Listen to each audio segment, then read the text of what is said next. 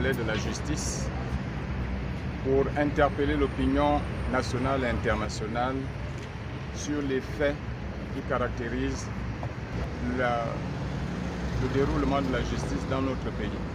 Quand un justicier, gendarme, policier, magistrat, huissier de justice commet un impair, la confédération ou la congrégation à laquelle il appartient le protège. Mais quand un citoyen lambda commet un impair, ses officiers détenteurs de l'autorité de la loi l'interpellent. Si les congrégations protègent les justiciers qui devraient protéger les paisibles citoyens, je pense que le premier magistrat de notre pays, l'autorité suprême, est protecteur des citoyens libres. Parce qu'investi du pouvoir du peuple, il a ce devoir de protéger le peuple. Compte tenu des événements qui se sont déroulés le 12 décembre 2025, je viens à ce jour déclarer ce qui suit.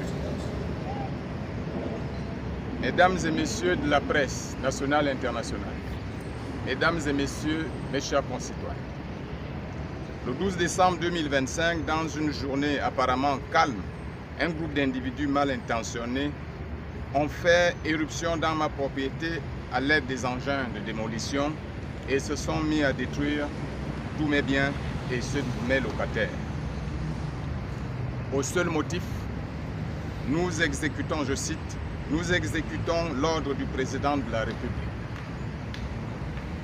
Après investigation, nous pouvons rassurer nos concitoyens que le chef de l'État, chef du gouvernement, le président de la République n'est ni de près ni de loin impliqué dans cet acte criminel posé par des individus investis de l'autorité de l'État. Mais que ces personnes se sont permis pour influencer d'utiliser l'identité de l'autorité suprême de l'État. À cet effet, par ma voix, les victimes et moi présentons toutes nos excuses pour le malentendu et les soupçons impliquant notre président de la République, chef de l'État.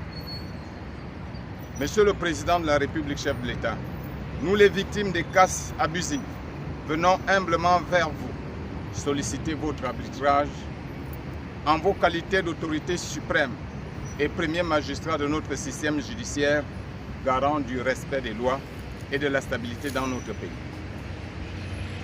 Nous nous remettons à la justice pour que les auteurs de ce crime soient connus et châtiés conformément à la loi.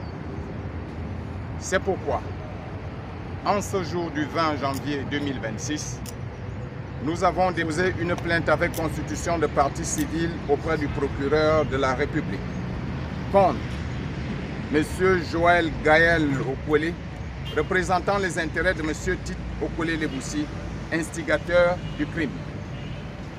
L'étude d'huissier de justice Maître Jivé Amouele Pongui, initiateur de la démarche juridique. Le magistrat Guy Romaric Ontsuika Nguni, signataire du soit transmis.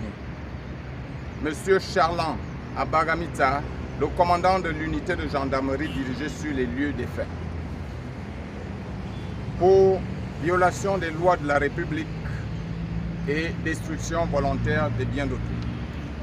Face à ces individus et aux actes posés, nous privilégions la voie de droit pour préserver la paix sociale et la cohésion entre les communautés. Nous prenons à témoin la communauté nationale et internationale pour le choix des démarches garantissant la paix, socle de la construction de notre cher pays. Nous restons à l'attente de la suite que le procureur de la République donnera à cette affaire.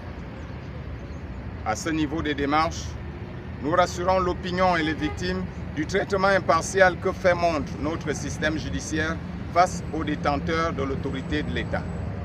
La loi est dite pour tous et la justice reste applicable à tous conformément à la Constitution de notre République.